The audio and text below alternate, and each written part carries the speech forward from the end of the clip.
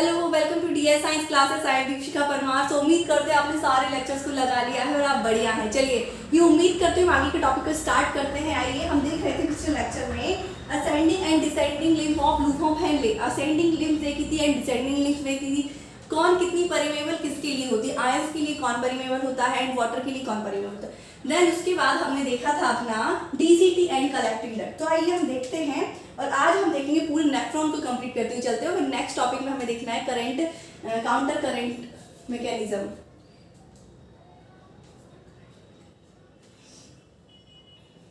Hello, welcome to DS science classes. I am Dikshika Parmar. तो उम्मीद करते हैं आपने सारे पुराने लेक्चर्स को लगा लिया है। ये उम्मीद करते हुए हम आगे के टॉपिक को स्टार्ट करते हैं। तो चलिए आइए हमारे साथ हम आगे अपना स्टार्ट करते हैं टॉपिक। पिछले लेक्चर में जैसे कि आप जानते हैं हम देख चुके हैं असेंडिंग एंड डिसेंडिंग लिम्फ। क्या देख चुके हैं? पहले तो हमने देखा था डिसेंडिंग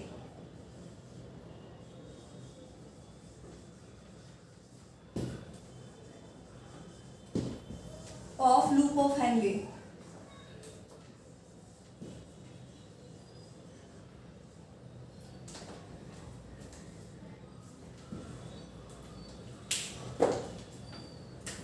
सो ये हो गया हमारा कॉर्टेक्स वाला रीजन एंड देन ये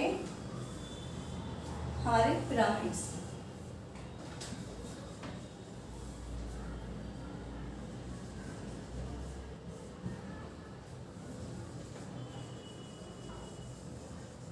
क्लियर? हाँ, तो हमारा नेफ्रॉन कहाँ प्रेजेंट होता है? यहाँ से यहाँ होता है हमारा वोमेन कैप्सूल, देन डीसीटी, और यहाँ से लंबी सी नोट जाती है इस टाइप में डीप में। ये होता है हमारा loop of Henle, then DCT and collecting duct. Clear है? सो आपको याद होगा हमने क्या देखा था? हम देख रहे थे concentration of ion. Ionic concentration normally जितनी हमारी इंटरस्टिशियल फ्लूइड में होती है, कितनी? 300 मिली ऑस्मोल। सेम कंसंट्रेशन हमारी ऑर्गन्स में भी आती है। सो यहाँ पर जो फर्स्ट स्टेप होता है फिल्ट्रेशन का, इसमें कितनी होती है आयनिक कंसंट्रेशन? 300 मिली ऑस्मोल। कितनी? 300 मिली ऑस्मोल। अब बात करें हम पीसीटी की, तो पीसीटी जो रीजन है हमारा, यहाँ पर maximum reabsorption of water and ions होता है।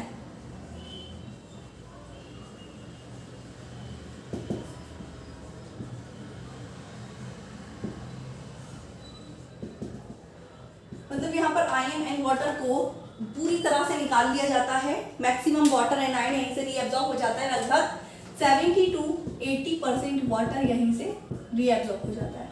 अब बचा हुआ जो वाटर एंड आयन है वो कहाँ इंटर करता है? लूप ऑफ हेनले में। लेकिन फिर भी यहाँ पर जो आयनिक कंसंट्रेशन होती है वो कितनी होती है? 300 मिली ऑस्मोल। लेकिन पिरामिड्स की आपको पता है मेडुलरी रीजन में जैसे जैसे हम डीप में जाते हैं वहां पर आयनिक कंसंट्रेशन बढ़ती जाती है। पहले यहाँ पर इनिशियली 300 होती है, फिर 400, 600, 800, 1000 एंड इसके टिप पर 1200। मतलब यहाँ पर आयनिक कंसंट्रेशन कितनी हो जाती है? 1200 मिली ऑस्मोल। अब जब लिक्विड नीचे आता है यहाँ से, तो नॉर्मली यहाँ तो आयनिक कंसंट्रेशन 300 है, लेकिन नीचे जाएगा तो यहाँ तो बगल में आयनिक कंसंट्रेशन बढ़ती जा रही है। अब ऐसा हो नहीं सकता कि अंदर आयनिक कंसंट्रेशन कम हो, बाहर आयनिक कंसंट्रेशन ज्यादा हो। जब अंदर कम होगी तो वाटर क्या करेगा? बाहर तरफ खींचेगा या फिर आयंस अंदर की ओर आएंगे। लेकिन दूसरी बात हमें क्या पता है, ये जो descending lymph of loop of Henley है वो इम्परमिएबल होती है आयंस के लिए। मतलब यहाँ से आयन ना तो अंदर आ सकता है ना ही बाहर जा सकता है, तो ये होती है इम्परमिएबल टू आयन। तो फिर कैसे काम चलेगा जब आयन ना ही बाहर जा सकते हैं यहाँ से, ना ही अंदर आ सकते हैं कि चलो यहाँ ज्यादा है तो यहाँ से निकल के चले, या फिर ज्यादा यहाँ तो यहाँ से यहाँ पे अंदर आ जाए ताकि आयनिक कंसंट्रेशन बैलेंस रहे। तो फिर कैसे चलेगा? ये तो आ ही नहीं सकते। तो हमें लेकिन पता है ये इम्परमिएबल होती है आयन के लिए। मतलब आयन नहीं जा सकते बाहर, ना अंदर आ सकते हैं, लेकिन वाटर तो जा सकता है। क्यों जा सकता है? क्योंकि ये परमिएबल होती है टू वाटर। मतलब ये वाटर के लिए परमिएबल होती है। आयन भले ही यहाँ से अंदर जा ना सके ना बाहर आ सके, लेकिन वाटर यहाँ से अंदर बाहर जा सकता है। तो आयनों को, जो आयन से हमारे यहाँ पर, उनको प्रतिबंध लगाया गया है जाने आने पे, लेकिन जो वाटर है यहाँ से निकल सकता है इजीली। तो यहाँ से ज्यादा वाटर लूज होगा और अपनी आयनिक कंसंट्रेशन को बैलेंस करेगा। स्टार्टिंग में 300 फिर वाटर लूज कर देगी, वैसे 600 तक इसकी आयनिक कंसंट्रेशन आ जाएगी। लेकिन जैसे जैसे ये नीचे आता जाएगा तो आयनिक कंसंट्रेशन और भी ज्यादा बढ़ जाएगी। तो ये जितना नीचे आएगा उतना ज्यादा पानी को लूज करेगा, वाटर को, H2O को निकालेगा, जिससे आयनिक कंसंट्रेशन बैलेंस होती जाएगी। एंड डिप पर, इसकी टिप पर आकर क्या हो जाएगी आयनिक कंसंट्रेशन इसके अंदर 1200 मिलीऑस्मोल। तो अब ये संतुष्ट हो गया था क्योंकि इसकी आयनिक कंसंट्रेशन बैलेंस हो चुकी है। क्लियर? लेकिन अभी भी इसे इतने में मजा नहीं आने वाला है कि चलो आयनिक कंसंट्रेशन बैलेंस हो गई, इसका काम खत्म। नहीं, ऐसा तो है नहीं कि लिक्विड यहाँ पे आके रुक गया है, अभी से और भी आगे ट्रेवल करना है। तो जब ये ऊपर चढ़ेगा तो ऊपर चढ़ने पर आप देखिए आयनिक कंसंट्रेशन फिर से कम होती जाएगी। यहाँ पर मैक्सिमम हो गई थी, मैक्सिमम के बाद वापस ये घटती जाएगी आयनिक कंसंट्रेशन। अब जब ये लिक्विड ऊपर जाएगा तो पास में देखिएगा उसके आसपास की आयनिक कंसंट्रेशन तो कम है, 1200 से 1000, 1000 से फिर 800, फिर 600, 400, 300, ऐसे आयनिक कंसंट्रेशन लगातार कम होती जा रही है। तो वो क्या सोचेंगे, चलो और भी ज्यादा वाटर को लूज कर देता हूँ यहाँ से। लेकिन नहीं, ऐसे पूरा वाटर लूज हो जाएगा, बाहर निकल जाएगा तो यूरिन कैसे फॉर्म्ड होगा, उसमें तो वाटर भी चाहिए ना हमें। तो यहाँ से हम और भी ज्यादा पानी नहीं निकाल सकते, क्योंकि ये जो मेम्ब्रेन होती है, वॉल होती है, लिम्फ होती है, कैसी होती है, impermeable to iron, sorry water. मतलब ये जो लिम्फ होती है ये इम्परमेबल होती है वाटर के लिए। अभी तक ये इम्परमेबल थी आयन के लिए, लेकिन अब ये इम्परमेबल हो गई वाटर के लिए। मतलब यहाँ से वाटर आ जा सकता था, लेकिन यहाँ से वाटर बाहर अंदर नहीं आ सकता। तो अब आयनिक कंसंट्रेशन कैसे मेंटेन होगी, यहाँ तो ज्यादा कम हो रही है बाहर तो, लेकिन अंदर को कैसे मेंटेन करें। सो ये जो मेम्ब्रेन होती है परमिएबल होती है किसके लिए, आयन। मतलब आयन यहाँ से अंदर बाहर आ सकते हैं, मतलब वाटर नहीं जा सकता। तो क्या हुआ कि अपनी कंसंट्रेशन को बैलेंस करने के लिए इसको आयंस को बाहर भेज देंगे।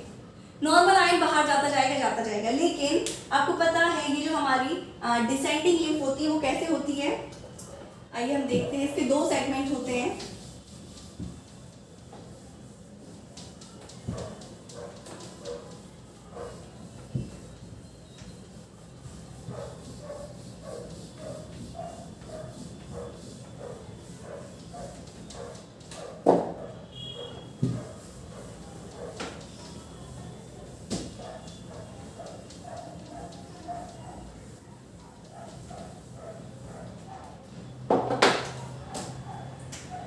क्या दिख रहे हैं हम, असेंडिंग।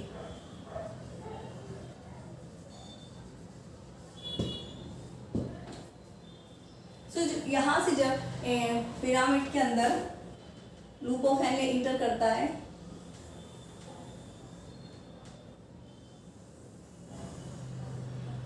तो ये इनिशियली तो ये सेगमेंट पहले पतला होता है, थिन होता है, देन यहां से ये मोटा हो जाता है, फिर ये डीसीटी। तो इस सेगमेंट को हम क्या बोलते हैं, थिन सेगमेंट, और ये थिक सेगमेंट।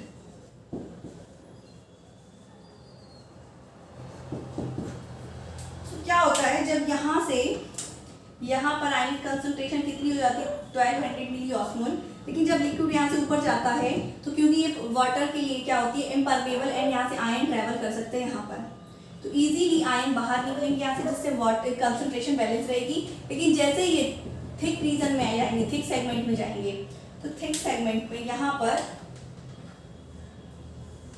ऐसे चैनल लगे होते हैं। क्या है ये हम जानते हैं, अभी तक हम कई बार देख चुके हैं, जिन्हें हम बोलते हैं सोडियम पोटेशियम पंप।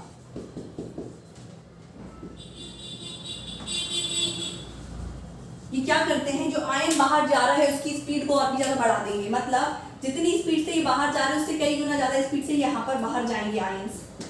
क्लियर है यहाँ से। अब जब लास्ट में यहाँ पर ऊपर आ जाएगा तो आयन कंसंट्रेशन कितनी हो जाएगी, 100 मिली मिली ऑस्मोल, मतलब जितनी इनिशियली थी 300 उससे भी ज़्यादा कम हो चुकी है। मतलब यहाँ से जो भी लिक्विड है, फ्लूइड आ रहा है, वो लुट पिट चुका है बहुत बुरी तरीके से। वाटर भी छीन लिया गया है, आयन भी छीन लिया गया है, और जितनी आयनिक कंसेंट्रेशन अंदर है उससे भी कई गुना ज़्यादा इसकी कम हो गई है। मतलब 300 से ये 100 मिली ऑस्मोल पर आ गया है। अब आते हैं हम DCT वाले रीजन में। सो जब हम DCT वाले रीजन में एंटर करते हैं तो क्या होता है,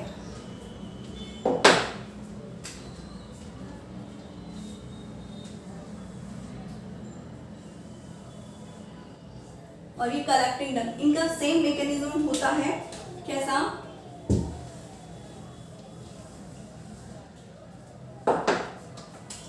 ये है DCT एंड कलेक्टिंग डक्ट।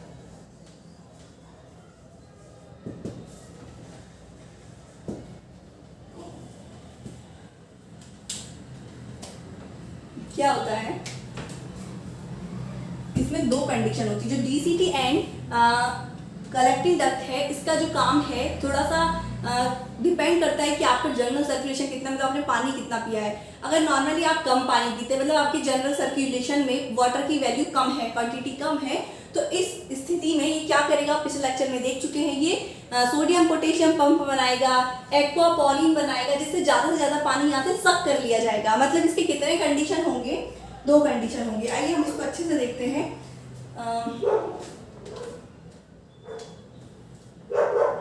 हमने क्या बोला, रीएब्जॉर्प्शन इज कंडीशनल। इसमें जो रीएब्जॉर्प्शन होता है वाटर का, वो कंडीशनल होता है। जैसे वॉर्मिंग कैप्सूल में बात करें, अगर हम वॉर्मिंग कैप्सूल के बाद क्या आता है हमारे पीसीटी में तो हमारा रीएब्जॉर्प्शन होना ही है, चाहे कुछ भी हो जाए। यहाँ सोडियम, वाटर, पोटेशियम और भी आयंस निकलेंगे, और यहाँ पे सिक्रीशन भी होगा, जो कि होना ही है, फिक्स है। एंड जब लूप को फैलने में आएंगे तो जो प्रोसेस हो रही है ये भी फिक्स है। लेकिन जब हम DCT वाले रीजन में आते हैं तो ये कंडीशनल होता है। कंडीशनल कहते हैं कि अगर आपको आपके अंदर पानी ज़्यादा, मतलब आपने पानी ज़्यादा पिया है तो उस सिचुएशन में कुछ और होगा, और पानी कम पिया है तो उस सिचुएशन में थोड़ा सा और कुछ अलग होगा। ठीक है, तो ये कैसा होता है, कंडीशनल। रीएब्जॉर्प्शन जो होता है DCT में, वो कैसा होता है, कंडीशनल। अब हम देखेंगे दो, इसमें हम देखेंगे केस। पहला केस तो होगा जब आप पानी कम पिएंगे।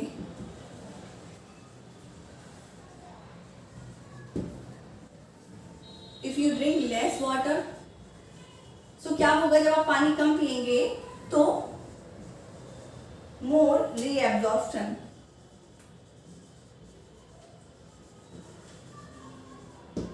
एंड दूसरा केस है, if you drink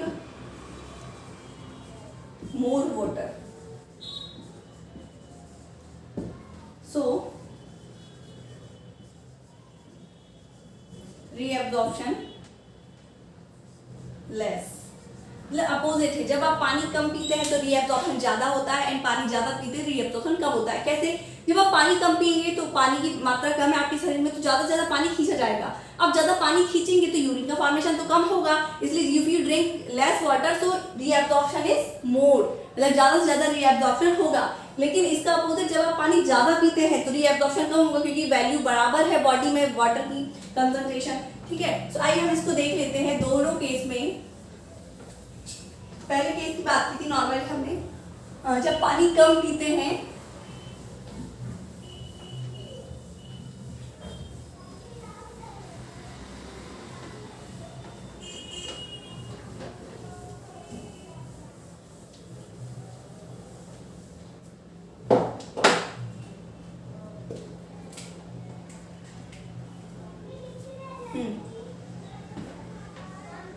if you drink less water, so क्या होता है, आइए हम इसे देखते हैं। और सेम केस कलेक्टिंग डक्ट में होगा। यहाँ से आ गई हमारी लूप ऑफ हेनले, फिर यहाँ से हमारे स्टार्ट हो जाता है DCT, एंड ये कलेक्टिंग डक्ट। अब DCT में यहाँ पर हमारे क्या प्रेजेंट है, सेल्स। यहाँ पर भी होंगे, फिर यहाँ पर भी। जब हम पानी कम पिएंगे तो क्या होता है, आपने देखा है पिछले लेक्चर में, जब भी पानी कम होता है जनरल सर्कुलेशन में, बीपी गिरता है, तो क्या होता है, हमारा बॉडी से एल्डोस्टेरोन रिलीज होता है। क्या रिलीज होता है?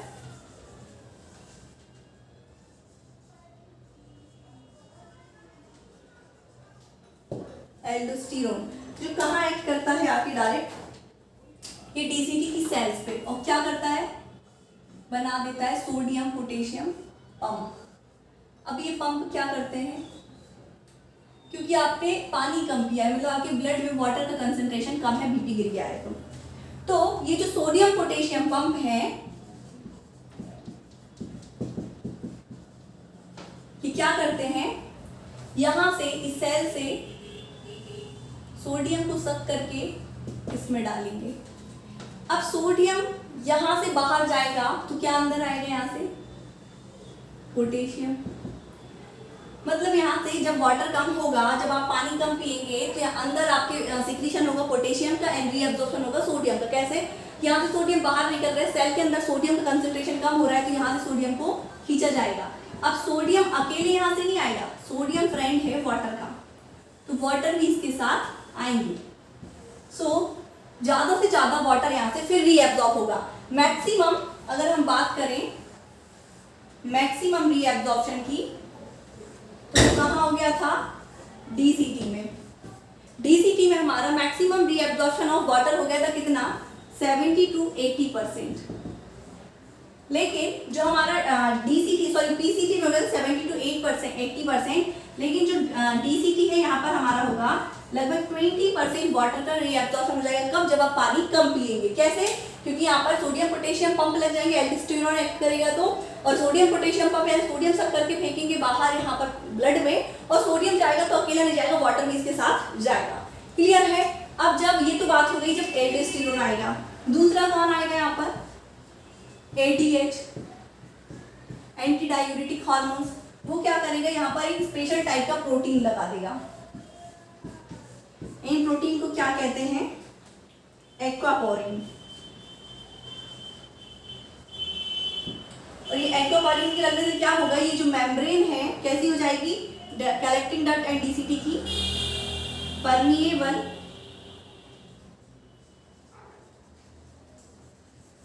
To water. मतलब ये मेम्ब्रेन ना परमिएबल हो जाएगी वाटर के लिए, जैसे ये एक्वापोरिन प्रोटीन लगेगा तो ज्यादा से ज्यादा वाटर का रीअब्जॉर्प्शन होगा। तो ये तो हो गया हमारा डीसीटी का। क्लियर है? आई होप आपको बहुत अच्छे से समझ में आ गया है। तो हम एक बार देख लेते हैं जो हमारा पूरा नेफ्रॉन है उसमें कहाँ क्या क्या चीज रीअब्जॉर्ब होती है, जो आपको समझ में आना चाहिए और पता भी होना चाहिए कि क्वेश्चन यहीं से बन के आता है।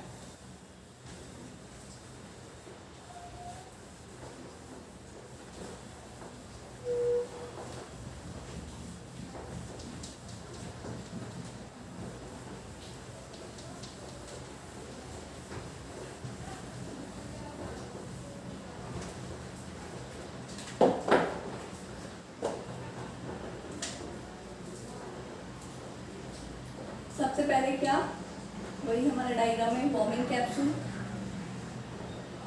देन यहाँ से डीसीटी पीसीटी सॉरी, फिर loop of Henle,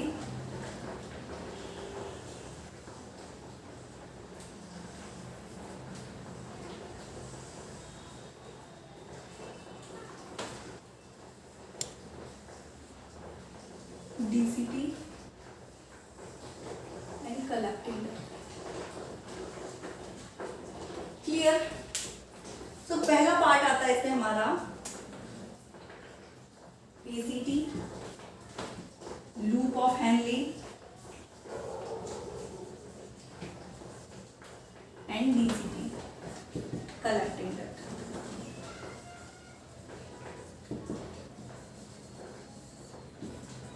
clear?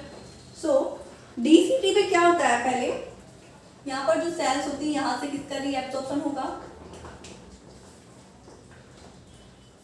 Sodium का होगा, सोडियम के साथ वाटर का होगा, वाटर के साथ आयंस का होगा, एंड एक और फैक्टर बाइकार्बोनेट फैक्टर। इन चारों चीजों का क्या होगा, रीअब्जॉर्प्शन। एक और बचा हमारा ग्लूकोज, न्यूट्रिएंट्स जिसे बोलते हैं, इनका होगा रीअब्जॉर्प्शन। एंड सिक्रीशन किसका होगा, सिक्रीशन की अगर बात करें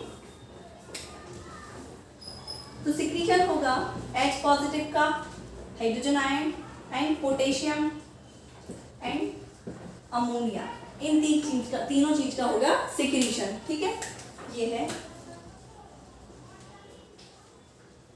सिक्रीशन, ये रीएब्जॉर्प्शन। अब जब हम लूप ऑफ हेनले में इंटर करेंगे तो यहां से क्या होगा, यहां से होगा रीएब्जॉर्प्शन किसका, वाटर का, एंड यहां से किसका रीएब्जॉर्प्शन होगा, आयंस का। तो जब हम डीसीटी में इंटर करेंगे तो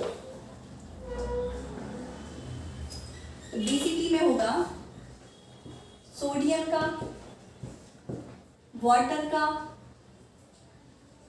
एंड आयंस का, एंड साथ में क्या होगा, एक और बाइकार्बोनेट फैक्टर CHO3, इसका होगा क्या, रीएब्जॉर्प्शन। और अगर सिक्रीशन की बात करें तो सेम सिक्रीशन होगा यहाँ पे potassium, hydrogen ion and sodium. तो ये होगा डीसीटी में। लेकिन जब हम आते हैं कलेक्टिंग डक्ट में, तो कलेक्टिंग डक्ट में क्या होता है, H2O निकलेगा बाहर एंड H पॉजिटिव अंदर। आई होप आपको ये बहुत अच्छे से समझ में आया है। क्या बोला, नेफ्रॉन में जो डीसीटी वाला रीजन है वहां पे रीएब्जॉर्प्शन होगा ग्लूकोज का, सोडियम का, वाटर का, आयंस का एंड बाइकार्बोनेट फैक्टर का। एंड सिक्रीशन की बात करें तो सिक्रीशन में होगा hydrogen ion, potassium and ammonia, इन तीन चीज का होगा सिक्रीशन। अब जब हम लूप ऑफ हेनले में इंटर करते हैं तो सबसे पहले descending limb of loop of Henle आती है जहां पर होता है वाटर का रीएब्जॉर्प्शन, मतलब वाटर बाहर निकलता है। एंड जब असेंडिंग लिंप में आएंगे जहाँ पे आयन का क्या होगा, रीएब्जॉर्प्शन।